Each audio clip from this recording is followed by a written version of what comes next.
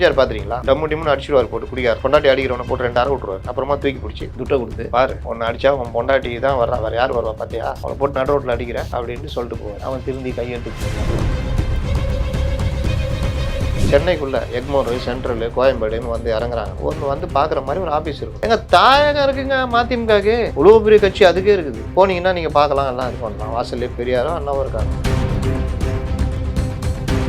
அந்த கட்சியோட நீங்கள் தாவக 2 வருஷமான கட்சி ஒப்பிட்டு பேசலாமா? நீங்கள் 139 வருஷம் சார், 139 வருஷம் வச்சு ஆட்சி பிடிக்கணும்னு சொல்கிறீங்க. நீங்கள் தானே ஆட்சி எப்படி பண்ணுறீங்க? நான் தானே திமுகவுக்கு மாற்று, நாங்கள் தான் சொல்கிறோம். ஆமாம் சார், இப்போ நாங்கள் வந்துட்டோம், சும்மா நின்று அதுதான் வந்துட்டீங்களே, எங்கே பார்க்குறீங்கன்னு கேட்குறேன். எப்பா எங்கே பார்க்குறீங்க? எப்பா எங்கே பார்க்குறீங்க? விமர்சனம் பண்ணிகிட்டே இருப்பீங்களா? வேற என்ன, வந்துட்டீங்களா, எங்கே பார்க்குறீங்க? நான் வந்து உன்னை பார்க்கணும்.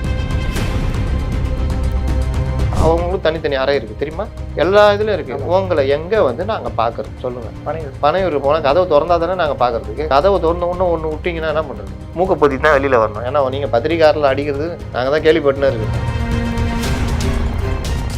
திருப்பரங்குன்ற இஷ்யூவில் கூட நாளில் சம்பத் கட்சியில் சேர்ந்த உடனே அவர் வந்து பேட்டி கொடுக்குறாரு. விஜய் பேசாமல் இருக்கிறது நல்லதுங்கிற மாதிரி ஸ்டேட்மெண்ட் கொடுத்து போகிறாரு. பாண்டே அவருடைய இன்டர்வியூவில் நான் பார்த்தேன். அதில் என்ன சொல்கிறேன்னா, சரியோ தப்போ உங்களுக்கு என்ன பாயிண்ட்டுங்கிறத நீங்கள் சொல்லுங்கன்னு ஒரு வார்த்தையை 2 பேரும் திட்டுங்க. என்ன அரசியல் பண்ணுறீங்களா? என்ன பரமா ஜோக் படம் காட்டுறியா அப்படின்னு சொல்லுங்க. என்ன கரூருக்கு போகிறப்போ அதே திருச்சி சேலம் போயிட்டு வர வேண்டியதானே, சேலம் ஏர்போர்ட்டுக்கு. திருச்சி ஏர்போர்ட்டில் தான் இறங்கணும். அங்கேருந்து வர்றீங்க. அப்பவும் போலீஸ் உங்களை தொல்லை கொடுக்கல. நீங்கள் பார்த்தீங்கன்னா ஹைவேஸில் எதிர்ப்புறத்தில் உங்களை பார்க்கணுன்னு பைக்கில் லைனாக கூடயே வர்றாங்க. எதிரில் லாரி வந்து இடிச்சான், ஒரு 20 பேர் செத்து போனானா யாருங்க பொறுப்பேற்றுக்கிறது? நீங்கள் ஒரு தலைவர் தானே.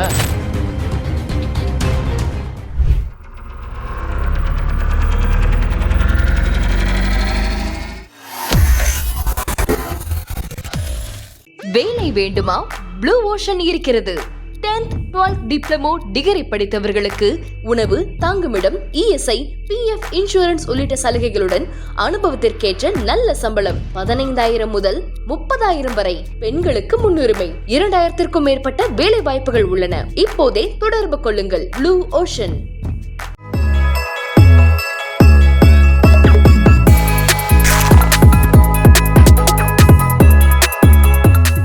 அதுதான் இதுதான் உங்கள்கிட்ட கேட்க வந்தேன். ஏன்னா முக்கியமான பிரச்சனைகளை அவங்க அட்ரஸ் பண்ண மாட்டாங்கன்ற ஒரு விஷயம் இருக்குது. அதே போல் மதுவிலக்கு, நீங்கள் சொன்னது போல் போதைப்பொருள், சாராயம் சம்மந்தப்பட்ட விஷயங்கள், இது மாதிரி எதுவுமே வந்து நீங்கள் உங்களுக்கு ஒரு பொறுப்பு இருக்குங்க. உங்களை நம்பி தான் நீங்கள் தான் சொல்கிறீங்க, எனக்கு நம்பி தம்பிமார்கள், நண்பா நண்பீஸ் இவங்களாம் இருக்காங்கன்னு. அந்த நண்பா நண்பீஸை பாதுகாக்கணும்னா கூட நீங்கள் தான் பேசணும். மதுவுக்கு எதிராகவும், போதைக்கு எதிராகவும், கஞ்சாவுக்கு எதிராகவும் பேசணும். நீங்கள் பேசுனீங்கன்னா அதனால் தலைவரே சொல்லிட்டாருன்னு போகாமல் இருப்பான். ரொம்ப பேர் அந்த பக்கமே போக மாட்டான். அந்த இதை உருவாக்குற பொறுப்பு கூட இல்லாமல் சுற்றிக்கிட்டு இருக்கிறீங்கன்னு என்ன அர்த்தம்? இன்னொன்று, நீங்கள் சொல்கிற சகோதரிகள், இவங்க வீட்டுக்குடைய தாய் மாமனாக இருக்காங்கன்னா, ஒவ்வொரு வீட்லேயும் இன்றைக்கி மதுவால் நடக்கிற கொடுமைகள், வருமானம் குறையுது, குடிச்சிட்டு வந்து அடிக்கிறான், இருக்கிற காசை பிடிங்கி இது பண்ணுறான், செயல்பட மாட்டேங்கிறான், குழந்தைகள் கல்வி பாதிக்குது, அம்மா அப்பாவை அடிக்கிறதுனால குழந்தைகளுடைய மனநலம் பாதிக்குது, குடும்ப வன்முறையில் போய் முடியுது, கடைசியில் இவனும் முடங்கி போயிடுறான். இந்த மாதிரி ஒரு குடும்பத்தை அழிக்கிறதுக்கு அனைத்து காரணங்களுமே இருக்கிறது இந்த டாஸ்மார்க்கு. அப்போ டாஸ்மார்க்கை எதிர்த்து நீங்கள் பேசணும். இன்னொன்று, டாஸ்மார்க் டைம் என்ன, 12 to 10 அதுதான் இருக்குதா அப்படின்றது உங்கள் ஆண்களை கேட்டாலும் சொல்லுவாங்க. அதை நீங்கள் எடுத்து புள்ளி விவரத்தோடு பேசலாம். சட்டவிரோத பார்களை பற்றி பேசலாம். இது எல்லாம் பேசுனீங்கன்னா உங்களுக்கு பெண்கள் ஓட்டு விழும். உங்கள் வீட்டு பிள்ளைன்னா அதான் அர்த்தம். பார்ப்பா நம்ம பிள்ளை பேசுதுப்பா நமக்காக அப்படின்னுவாங்க. அதில் கொஞ்சம் பேர் திருந்துவான். குடும்பத்தை பாருங்கப்பா. எம்ஜிஆர் பார்த்துறீங்களா? டம்மு டிம்னு அடிச்சுடுவார் போட்டு குடிக்காரனை. அந்த பொண்டாட்டி அடிக்கிறவனை போட்டு 2 அரை விட்டுருவார். அப்புறமா தூக்கி பிடிச்சி துட்டை கொடுத்து பாரு, ஒன்று அடித்தா அவன் பொண்டாட்டி தான் வர்றா, வேறு யார் வருவா பார்த்தியா, அவளை போட்டு நடு ரோட்டில் அடிக்கிற அப்படின்ட்டு சொல்லிட்டு போவார். அவன் திருந்தி கையெடுத்து கும்பிடுவான். இப்படி குதிச்சு வீணாக போகிறீங்க, இந்த நேரத்தில் நாற்றுக்கு தான் நல்லது பண்ணலாம்ல அப்படின்னுவார். இதில் நான் என் பிறந்ததில்லை டட்டுன்னு கல் பாட்டிலெலாம் தூக்கி போட்டு வருவாங்க. இந்த மாதிரி காட்சிகள், இந்த மாதிரி அதான் வைக்கல. நீங்கள் தான் போதை மருந்து வித்துட்டு வந்து பாட்டு பாடினீங்க, சரி மறப்போம் மன்னிப்போம். இப்போவாவது ஒரு அரசியல், ஒழுங்கான அரசியல் பண்ணலாம்ல. இதுதான் பிரச்சனை இவர்கிட்ட. ஸோ இப்போ ஏன்னா இவர்கள் இருப்பது எலைட் அரசியல். இல்லை, இப்போ அந்த அப்படி தான் புரிஞ்சுக்கிறதா, இல்லை சரியான நம்மளை கைட் பண்ணுன்னு புரிஞ்சுக்கிறேன். எவ்வளோ நாளைக்கு நீங்கள் யாரை சேர்க்குறீங்க கைட் பண்ணுறதுக்கு? இருந்தவங்களையும் துரத்தி விட்டீங்க. செங்கோட்டையன் சேர்த்துருக்கோம், நாளில் சம்பத் சேர்த்துருக்கோம். செங்கோட்டையன் எந்த காலத்தில் யாருக்கு கைட் பண்ணிக்கிறாரு முதல்ல அதை சொல்லுங்கள் சார். அம்மாவுக்கே ரூட் மேப் போட்டு கொடுத்து கரெக்டாக தான் பண்ணிக்கிறாரு, கைட்லாம் பண்ணதில்லை. அதில் அம்மாவுக்கு ரூட்டு போய் இப்போ ஜெமினியில் சொன்னீங்கன்னா போட்டு கொடுத்துருங்க. ஜெமினி, நான் வந்து சென்னையில் இருக்கிற 12 சட்டமன்ற தொகுதியும் 16 சட்டமன்ற தொகுதியும் சுற்ற வேண்டும், சரியாக ரூட் போட்டு கொடு, டிராஃபிக் இல்லாத இடமா கொடுனா நான் உனக்கு பண்ணித்தரேன் பாரு அப்படின்னு கொடுத்துரும். இன்றைக்கி ஜெமினி செய்கிற வேலை அன்றைக்கி அவர் செஞ்சிருந்தார். இப்போ தான் ஜெமினியே வந்துச்சு. இப்போ எதுக்கு அவர்? ஏங்க விஜய்க்கு தேவை ரூட்டா, ரேட்டா, ஓட்டா, ஓட்டை மாத்திரம் தானே அவருக்கு தேவை. அந்த ஓட்டா அதை மாற்றுறதுக்கான இது ஸ்ட்ராட்டஜி வகுக்கிறது தான். ஆனால் நாங்கள் வகுக்க விட மாட்டோமே. நீ யாரை வேணால் கூட்டுவா. எடப்பாடி பழனிசாமி கொண்டு சேர்த்தா கூட காலவாரி விட்டுருவோம். இப்போ என்ன நீங்கள் பாருங்கள், நான் திருப்பி தான் கேட்குறேன். செங்கோட்டையனுக்கு கொடுத்தீங்க, என்ன கொடுத்தீங்க? நிர்வாக குழு மாநில ஒருங்கிணைப்பாளர் நினைக்கிறேன். தலைமை ஒருங்கிணைப்பாளர் ஒருங்கிணைப்பாளர் சீமானு மாதிரி. சீமான் மாதிரி. சீமான்ட்டே சொல்லுவார், நீ தலைமை ஒருங்கிணைப்பாளர், நானும் தலைமை ஒருங்கிணைப்பாளர். கொங்கு மண்டல பகுதியினுடைய பொறுப்பாளர்.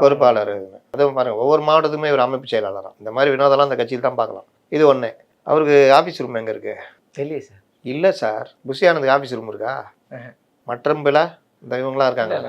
அதை வச்சுங்க, அவர் சொல்லிட்டாரு, எனக்கு சொந்த ஆஃபீஸ் இருக்குது, நான் எனக்குலாம் ஆஃபீஸ் தேவையில்லைன்னு. மற்றவங்களுக்குலாம் கட்சி ஆஃபீஸ் இருக்கா? இது வந்தாலும் பனையூர் தான். பனையூரில் என்ன இருக்கு? மீட்டிங் ஹால் இருக்குது, விஜய் இருக்காரு, வெங்கட்ராமங்கிறாரு. கட்சி ஆஃபீஸ் அங்கே இருக்கா? தொண்டர்கள் வந்து இப்போ இங்கே அறிவாலயம் போங்க, அங்கே வேணால் போங்க, தொண்டர்கள் போய் மனுக்குன்னு கொடுப்பாங்க. அதை வாங்கிட்டு என்ட்ரி போட்டு மனுவை இது பண்ணி ஸ்க்ரூட்டனைஸ் பண்ணி தலைமைக்கு அதோடைய கண்டென்ட் அனுப்புகிற ஆள்லாம் இருக்காங்க. எல்லா இடத்துலையும் எல்லா கட்சியிலும் இருக்குது அந்த மாதிரி. அந்த மாதிரி இங்கே தான் இருக்கா? நீங்கள் உட்காந்து மகா கட்சி பெரிய கட்சின்னு சொல்லுங்கிறீங்க. இப்போ தொண்டை வந்து பார்க்கறதுக்கு கூட கட்சி இது கிடையாது. எத்தனை அமைப்பு இருக்குது? 28 32 இருக்கு சார். இருக்குல்ல. அந்த அமைப்புகளுக்கு ஏதாவது ரூம் இருக்குதா? அந்த அமைப்புகளுக்கு நிர்வாகிகள் இருக்காங்களா? அவர்களுக்கான அறை இருக்கிறதா? தொழிற்சங்கம் இருக்கா? இதுதான். இன்னும் எவ்வளோ நாளைக்கு இது எதுவுமே சரி பண்ணாமல் ஆட்சி பிடிப்பேனா எப்படி பிடிக்க முடியும்? ஒழுங்காக என்டிஏ கிட்ட போனால் ஒரு 40 எம்எல்ஏ கிடைக்கும். எதிர்கட்சி தலைவராக வந்துட்டு அப்புறமா ஏதாவது கட்சி வளர்த்துக்கலாம். சிட்டிக்குள்ளே சென்னைக்குள்ளே எக்மோர், சென்ட்ரலு, கோயம்பேடுன்னு வந்து இறங்குறாங்கன்னா வந்து பார்க்குற மாதிரி ஒரு ஆஃபீஸ் இருக்கணும். எங்கள் தாயகம் இருக்குங்க மதிமுகக்கு. இவ்வளோ பெரிய கட்சி அதுக்கே இருக்குது. போனீங்கன்னா நீங்கள் பார்க்கலாம், எல்லாம் இது பண்ணலாம். வாசல்லே பெரியாரும் அண்ணாவும் இருக்காங்க. கமலாலயம் இருக்குது. சத்தியமூர்த்தி பவன் எல்லாம் பாவம் புளி மாத்திரை அதெல்லாம் போட்டுக்கின்னு சுகர் பேஷண்ட்டுக்கெல்லாம் பெரும்பாலும் அங்கே வரும். சார் அந்த கட்சியோட நீங்கள் தாவக 2 வருஷமான கட்சி ஒப்பிட்டு பேசலாமா? நீங்கள் 139 வருஷம் சார். அது 139 வருஷம் வச்சு ஆட்சி பிடிக்குன்னு சொல்கிறீங்க. நீங்கள் தானே ஆட்சி எப்படி பண்ணுறீங்க? நான் தானே திமுகவுக்கு மாற்று நாங்கள் தான் சொல்கிறேன். ஆமாம் சார். இப்போ நான் வந்துட்டோம் சும்மா நின்று அதுதான் வந்துட்டீங்களே, எங்கே பார்க்குறீங்கன்னு கேட்குறேன். எப்பா எங்கே பார்க்குறீங்க? எப்பா எங்கே பார்க்குறீங்க? விமர்சனம் பண்ணிட்டே இருப்பீங்களா? வேற என்ன, வந்துட்டீங்கல்ல, எங்கே பார்க்குறீங்க? நான் வந்து உன்னை பார்க்கணும். எங்கே இருக்கிற? நான் பத்திரிகையாளர். இப்போ நான் டிஎம்கே பற்றி எடுக்கணும்னா நேராக அறிவாலயம் போயிடுவேன். அங்கே அப்படியே சுற்றி இருந்தேன்னா 4 பேர் கட்சிக்காரன் வருவான் போவான். இந்த மாவட்டத்தில் இந்த பிரச்சனை, அந்த மாவட்டத்தில் பிரச்சனைன்னுவான். ஐஏஎஸ் இருப்பாப்புல, எஸ்பிசிஐடி இருப்பாப்புல, என்ன தலைவர், என்ன மேட்ரு, இப்போ தான் அந்த மாதிரி பிரச்சனை ஆச்சு தலைவர். அது அப்படியா? கமலாலயம் போனால் என்ன ஆச்சுன்னு அண்ணாமலை கூப்பிட்டுக்கிறாங்க. அது 2 பேர் தகவல் சொல்லுவாங்க. கூப்பிட்டு ரிவ்யூ டச் விட்டாங்க தலைவரை அப்படின்னு. அதான் ஒன்று. பத்திரிக்கை இருப்பாங்க, உள்ள ஒரு மேனேஜர் இருப்பார். யாருங்க நீங்கள்? இந்த மாதிரி பத்திரிக்கை, பேர் எழுதுங்க, இது யாரை பார்க்க போகிறீங்க? இவரை பார்க்க போகிறோம். அவர் இருந்தாங்கன்னா அவரை பார்க்க போகலாம். அவங்களும் தனித்தனி அறை இருக்குது தெரியுமா? எல்லா இதுலையும் இருக்குது. உங்களை எங்கே வந்து நாங்கள் பார்க்குறது சொல்லுங்கள்? பனையூர். பனையூர் போனால் கதவு திறந்தா தானே நாங்கள் பார்க்குறதுக்கு. கதவு திறந்த ஒன்று விட்டிங்கன்னா என்ன பண்ணுறது? மூக்கப்பத்தி தான் வெளியில் வரணும். ஏன்னா நீங்கள் பத்திரிக்காரில் அடிக்கிறது நாங்கள் தான் கேள்விப்பட்டுனே இருக்குமே. டம்மால் அடிச்சிட்டிங்கன்னா என்ன பண்ணுறது? மூக்குடைப்படவா நாங்கள் பனையூர் வரணும்? பனையூர் தான் நான் வந்துட்டேங்க, என்ன வேணும்னு கேட்குறாங்க. புஷியானந்த் பார்க்கணும், அவர் இல்லைங்க. வேறு ஆதவர்ஜுனா பார்க்கணும், அவர் அங்கே போய் பாருங்கள். வேறு அருண்ராஜை பார்க்கணும், அவரும் இல்லை. யாருமே யாருக்காவது ரூம் இருக்குதா? டெய்லி வந்து அங்கே இருக்காங்களா? என்ன பனையூருக்கு போக சொல்கிறீங்க? சொல்லுங்கள். ஆராசா இருக்காருங்க, வெளியூர் சுற்றுப்பயணம் போவ. மற்ற நாள் நீங்கள் வந்தீங்கன்னா அறிவாலயத்தில் போய் அவரை பார்க்கலாம். அவருக்கு ஒரு ரூம் இருக்குது. கனிமொழி அந்த மாதிரி எல்லாருக்குமே அந்த மாதிரி எல்லாருமே. இப்போ நீங்கள் யாரை போய் பார்ப்பீங்க? எங்கே போய் பார்ப்பீங்க? அண்ணாமலை கூட பாருங்கள், இங்கே ஒரு ஆஃபீஸ் ரூம் இருக்குது அவர் கமலாலயத்தில். அவர் வருவார், அங்கே பார்க்கலாம். இந்த மாதிரி அடிப்படை செட்டப் கூட இவங்கள்ட்ட இல்லைன்ற. தொழிற்சங்கத்துக்கு நிர்வாகிகளே போடல, தொழிற்சங்கமே போடல. அப்போ இவர்களுடைய பார்வை என்ன பார்வை நீங்கள் வச்சுருக்கீங்க? தொழிலாளி வர்க்கன்றது ஒரு வர்க்கத்தையே மதிக்க மாட்டீங்களா? உங்களுடைய பார்வை எலைட்டு பார்வை தானே. இதை தான் சொல்கிறாங்க. இப்போ திருப்பரங்குன்ற இஷ்யூவில் கூட நாளில் சம்பத் கட்சியில் சேர்ந்த உடனே அவர் வந்து பேட்டி கொடுக்குறாரு. விஜய் பேசாமல் இருக்கிறது நல்லதுங்கிற மாதிரி ஒரு ஸ்டேட்மெண்ட் கொடுத்துட்டு போறாரு. பாண்டே அவருடைய இன்டர்வியூவில் நான் பார்த்தேன். அதில் என்ன சொல்கிறேன்னா, சரியோ தப்போ உங்களுக்கு என்ன பாயிண்ட்டுங்கிறத நீங்கள் சொல்லுங்கன்னு ஒரு வார்த்தையை 2 பேரும் திட்டுங்க. என்ன அரசியல் பண்ணுறீங்களா? என்ன பரமா ஜோக்கர் படம் காட்டுறியா அப்படின்னு சொல்லுங்க. என்ன நீ நம்ம ஏத்துன்ற, நீ நம்ம மத நல்லிணக்கம் கெட்டு போகுதுன்ற, நான் படம் காட்டுறீங்களா? ஜனங்களுக்கு தான் பிரச்சனையா? மழை பிரச்சனை இருக்குது, விவசாய பிரச்சனை இருக்குது. அதெல்லாம் அறிக்கை கொடுத்தாரு. என்ன கொடுத்தாரு? நேற்று கொடுத்தாரு நினைக்கிறேன். நேத்தா? ஐயோ, இப்போலாம் அறிக்கையே பார்க்கறது இல்லை. ஏன்னா எப்போ போய் பார்த்தாலும் அது காலியாகவே இருக்குது. சரின்னு பார்க்கறதே இல்லை. நோட்டிஃபிகேஷன் வரமாட்டேங்குது. என்ன பண்ணிட்டாங்கன்னு தெரியல. எலான் மாஸ்க் கிட்ட சொல்லிட்டாங்க போல, அவருக்கு மட்டும் அனுப்பாது. என்ன குத்துக்குறாங்க? மழைநீர் வடிகால் பணியை வந்து உங்க ஒழுங்காக செய்யலை, 4000 கோடி வீணாக்கிட்டாங்கன்ற மாதிரி ஒரு கொடுத்துருக்காரு. ஏங்க நேற்று தானுங்க இடி லெட்டர் எழுதி மேட்ரு பெருசாச்சு. அண்ணாமலையிலேருந்து காலையிலே அண்ணாமலை போட்டாருங்க, மற்றும் பலரும் போட்டாங்க. அதில் ஏதாவது அறிக்கை விட வேண்டியதுன்னா நல்லா லட்டு மாதிரி மேட்ரு இல்லை.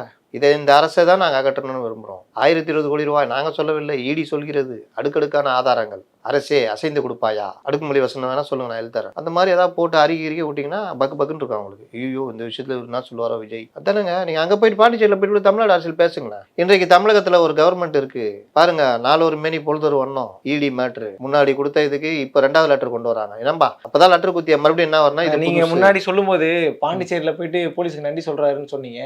நன்றி சொல்லலனாலும் திட்டுவீங்க, நன்றி சொன்னாலும் திட்டுவீங்க. இப்போ இந்த பிரச்சனை நீங்க தாங்க வண்டி ஏறது மாதிரி நன்றி சொல்றீங்க. வண்டியில ஏறி திட்டுறீங்க. கரூரில் என்ன பண்ணார்? ஒரு என்னை இன்சிடென்ட் கொண்டு வந்து சேர்த்த போலீஸாருக்கு நன்றின்றாப்புல. அடுத்து இவர் இறங்கிறதுக்கு முன்னாடி இவர் யாருக்குன்னு எழுதி வச்சதில் போலீஸை திட்டணும் போல், அதில் திட்டிட்டு போகிறாரு. நீங்கள் தமிழ்நாடு போலீஸ் எப்படிங்க திட்டுவீங்க? ஏங்க நாங்கள் உங்களுக்கு ரோட் ஷோக்கு அனுமதி கொடுத்தாங்க, உங்களோட அட்ஜஸ்ட் பண்ணாங்க. தமிழ்நாடு போலீஸ் உங்களுக்கு அட்ஜஸ்ட் பண்ணுச்சு. நீங்கள் வாங்கின பர்மிஷனு பிரச்சார பொதுக்கூட்டத்துக்கு. ஆனால் நீங்கள் பண்ணது திருச்சி பஸ் ஸ்டாண்ட்லேருந்து 5 மணி நேரமாக நீங்கள் ரோட் ஷோ வர்றீங்க. போலீஸ் உங்களுக்கு ஒத்துழைப்பு கொடுத்துச்சு, உங்களை எந்த டிஸ்டர்பும் பண்ணல. 2வது கரூருக்கு போகிறப்போ அதே சேலம் போயிட்டு வர வேண்டியதானே, சேலம் ஏர்போர்ட்டுக்கு. திருச்சி ஏர்போர்ட்டில் தான் இறங்குவோன்னா அங்கேருந்து வர்றீங்க. அப்போவும் போலீஸ் உங்களை தொல்லை கொடுக்கல. நீங்கள் பார்த்தீங்கன்னா ஹைவேஸில் எதிர்ப்புறத்தில் உங்களை பார்க்கணுன்னு பைக்கில் லைனாக கூடயே வர்றாங்க. எதிரில் லாரி வந்து இடிச்சான், ஒரு 20 பேர் செத்து போனானா யாருங்க பொறுப்பேற்றுக்கிறது? நீங்கள் ஒரு தலைவர் தானே, சொல்லணும்ல. ஏன்பா ஹைவேஸ், நம்ம போகிற ஹைவேஸ் இது, அது நேஷ்னல் ஹைவேஸுங்க. நடுவில் பெரிய பேரிகார்டு இருக்குது. அந்த சைடில் வந்து எதிரில் வர வண்டிங்க. அவனுக்கு தெரியுமா இங்கே விஜய் ஊரில் வந்துட்டு இருக்காருன்னு? அவன் வாட்டில் எனக்கு என்னென்ன அப்படியே வர்றான் வச்சுக்கிங்க. ஒரு 70-80 மைல் வேகத்தில் வர்றான். கிட்ட வந்து தான் பார்க்குறான், கண்ட்ரோல் பண்ண முடியாமல் கொண்டு போய் விட்டான். இல்லை அடித்து வண்டி சென்டர் மீடியன் அடித்து எதிரில் போய் உங்கள் பஸ் மேலேயே மோதிச்சு. யாருங்க பொறுப்பேற்றுக்கிறது? அன்றைக்கி போலீஸ் உங்களை ஏதாவது தடை பண்ணாங்களா? உங்களுக்கு ஒத்துழைப்பு கொடுத்தாங்க. அப்போ நீங்கள் தடை பண்ணுறப்ப என்ன சொன்னீங்க? எங்களை வந்து வேணுமென்றே பண்ணுறாங்கன்னு.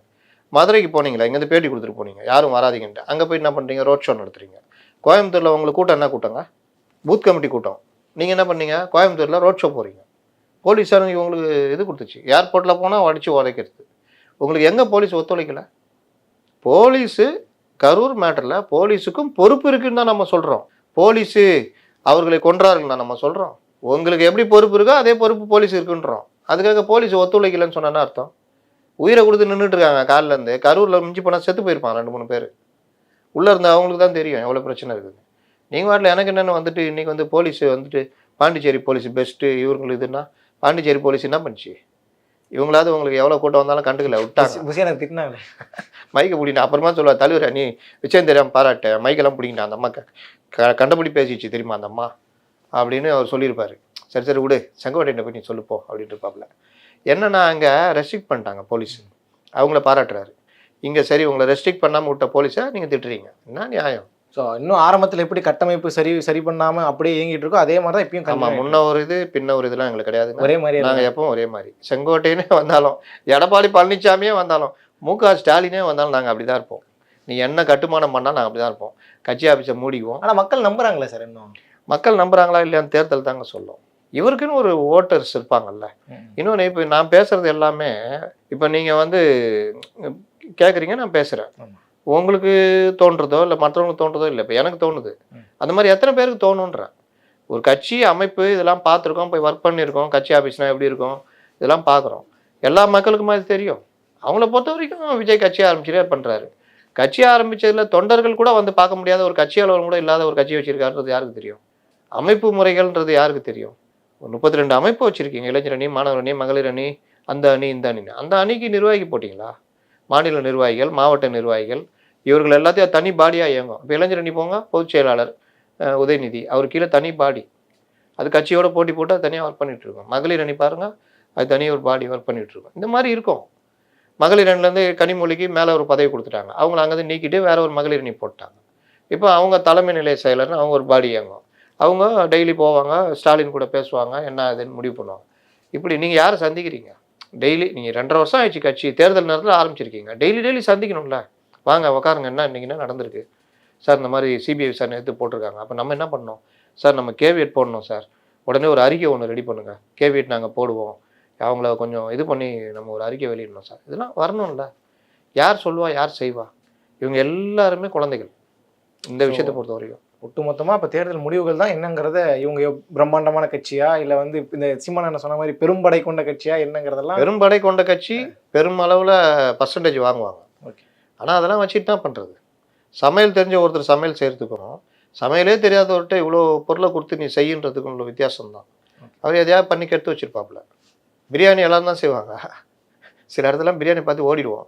இன்னைக்கு பிரியாணின்ற பேரில் சென்னையில் ஃபுல்லாக பிரியாணி விற்கிறாங்கல்ல, சிவப்பு கலரில் அரிசியோட கொஞ்சம் லெக் பீஸ் அதெல்லாம் இருந்தால் பிரியாணி ஆகிடுமா? கல்யாணத்தில் செய்கிற பிரியாணி எப்படி இருக்குது? இல்லை ஓரளவுக்கு செய்ய தெரிஞ்சவங்க பிரியாணி எப்படி இருக்குது? பல இடங்களில் விற்கிற பிரியாணி எப்படி இருக்குது? எல்லா பிரியாணி ஒன்று தானே, பேர் பிரியாணி, ஆனால் எல்லா பிரியாணி ஒன்றா? அந்த மாதிரி தான். சரிங்க சார். வழக்கம் போல் பல்வேறு விமர்சனங்கள் வச்சுருக்கிறோம். உள்ளபடியே அதை எடுத்து நல்லபடியாக செயல்படுறாங்களா எங்கிறத பொறுத்து வந்து பார்க்கலாம். ரொம்ப நன்றி.